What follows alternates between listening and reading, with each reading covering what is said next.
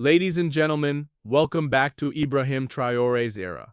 Captain Ibrahim Traoré is not just a leader, he is a visionary, a builder, a revolutionary mind who is rewriting the rules of leadership in Africa. What has he done this time? He has launched a bold new initiative to build the inner roads of Burkina Faso from something we thought was useless, old tires and plastic waste. Yes, you heard me correctly. The garbage that once littered the streets of Ouagadougou, the abandoned tires that once lay rotting by the roadside, the plastics that once choked the rivers, all of it will now be transformed into pavement bricks. Bricks that will build sidewalks, inner roads, and rural pathways across Burkina Faso. Think of the genius in this. For years, African countries have been drowning in plastic waste. The West even ships its garbage to Africa, dumping its poison on our soil. Old tires pile up in cities, becoming breeding grounds for mosquitoes, spreading disease. Villages burn rubbish, polluting the air with smoke. Everyone complains, but nothing is done. But Traoré has shown us another way. He has unveiled a national company, a recycling powerhouse, that will collect every old tire, every piece of plastic, and every bit of waste, and turn it into durable pavement bricks. These bricks are strong, resistant to heat, long-lasting, and above all, cheap. This is what I call turning trash into treasure. This is what I call the spirit of Africa rising, taking what the world throws away and using it to build our future.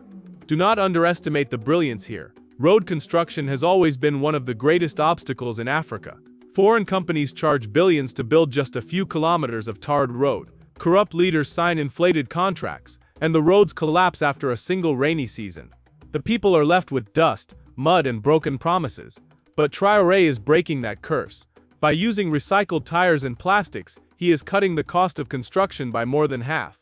Roads will last longer, villages will be connected, farmers will transport their goods without watching them rot on the way, children will walk to school on safe pavements instead of muddy paths, mothers will carry their baskets on smooth sidewalks instead of stumbling through dust.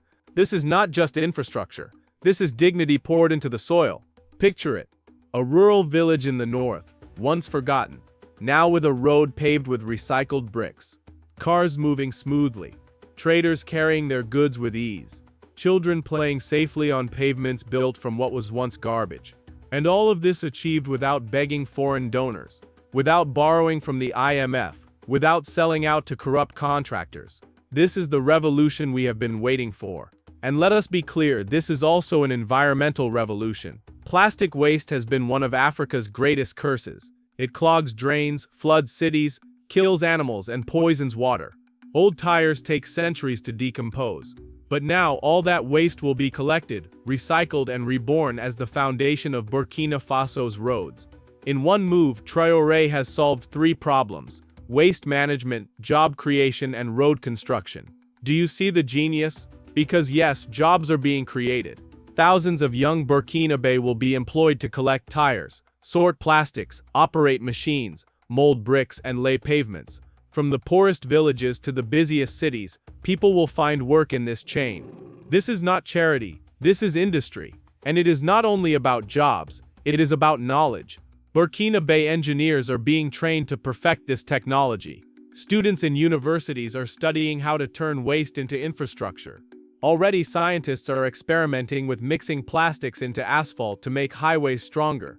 This is not just a project, it is a revolution in science and innovation. But family, let us not be fooled. The world will not clap for this. Already whispers are being heard. Some foreign companies are angry. Why? Because their contracts are threatened. They know that if Burkina Faso can build durable roads cheaply, then Africa no longer needs to pay billions to foreign contractors. They know that this idea, if it spreads, will destroy their monopoly. And it will spread. From Ghana to Nigeria, from Senegal to Kenya, young Africans will look at Burkina Faso and ask, if they can build roads from waste, why are we still begging for asphalt? They will demand the same from their leaders. And when leaders refuse, they will know it is because those leaders are serving foreign masters, not their people. This is why Traoré is dangerous to the empire. Not because he shouts slogans, but because he delivers results. He takes simple ideas and turns them into revolutions. He turns old tires into new roads. He turns plastic into prosperity. He turns garbage into glory. And make no mistake, this is only the beginning. Today it is rural roads and sidewalks. Tomorrow it will be highways. Tomorrow it will be intercity roads. Tomorrow it will be the entire transport system built on recycled strength. Brothers and sisters, let us not miss the symbolism. For years, Burkina Faso was treated like waste by the world. Poor, ignored, abandoned. But today the nation is taking literal waste and turning it into its future. This is more than construction. This is resurrection. This is why the people are celebrating. In the villages, young men gather tires and plastics, knowing their work is shaping the nation's roads. Women organize recycling cooperatives, earning money while cleaning their communities. Children smile as they walk to school on pavements built from the waste that once littered their playgrounds. And beyond pride there is power, because when people see their waste turned into wealth, when they see garbage become gold, they begin to believe that nothing is impossible. If tires can become roads, then surely Africa can become great again. This is the psychological revolution Traoré is sparking. It is not just the bricks that matter, it is the belief behind them. The belief that Africa does not need to wait for foreign aid. The belief that even what the world calls useless can be turned into progress. The belief that our destiny lies not in begging but in building. And brothers and sisters, the ripple effect is already spreading. Farmers are asking, if Tyres can build roads, can we not also use waste for irrigation systems? Traders are asking, if we can pave markets cheaply, why should we keep selling on dust floors? Teachers are asking, if villages can build their own pavements, why can't we build our own schools? Do you see what is happening? One idea is igniting thousands more. This is how revolutions grow, not by grand speeches alone, but by small victories that inspire bigger dreams. And make no mistake, the world is watching. Already whispers are spreading in foreign capitals. They are worried, because if Burkina Faso proves this works, then Africa no longer needs to spend billions on imported asphalt and foreign contractors.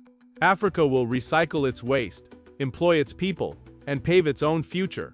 That is why they will resist. They will say, it is not sustainable. They will say, it is low quality. They will say, it is a gimmick. But my family, the truth is this, what they fear is not failure. What they fear is success. Because success here means Africa no longer needs them. And in this, Traoré has shown true leadership. He has not only built roads, he has built confidence. He has given his people proof that solutions do not have to come from Paris, Washington, or Brussels. Solutions can come from the soil beneath our feet, from the waste in our streets, from the creativity of our own minds. Burkina Faso was once a nation dismissed as poor, broken, dependent, a landlocked country drowning in dust and mud. But today, under Traoré, that same land is becoming a laboratory of freedom, a place where waste is turned into wealth, where garbage becomes gold, where tires and plastics pave the way to sovereignty. This is more than development. It is defiance. It is Burkina Faso telling the world, we will not beg, we will not wait, we will build. By 2029, imagine it. Villages connected, farmers empowered, children walking on smooth pavements, mothers reaching hospitals without delay. Imagine a Burkina Faso where no tire lies rotting, no plastic chokes the rivers, no village feels forgotten. Imagine roads stretching across the Sahel, paved not with foreign asphalt, but with the ingenuity of Africa itself. That is the vision Traoré has given his people. That is the standard he has set for African leadership. And so I say this clearly, these are not just roads. These are revolutions, roads of freedom, roads of dignity, roads of sovereignty. And when future generations walk upon them, they will not only say this road leads to the city, they will say this road leads to Africa's freedom. This is Ibrahim Traoré's era. And remember these words, revolutions are not only fought with guns, they are also fought with bricks, with roads, with ideas. And today Burkina Faso has begun paving the greatest road of all, the road to independence.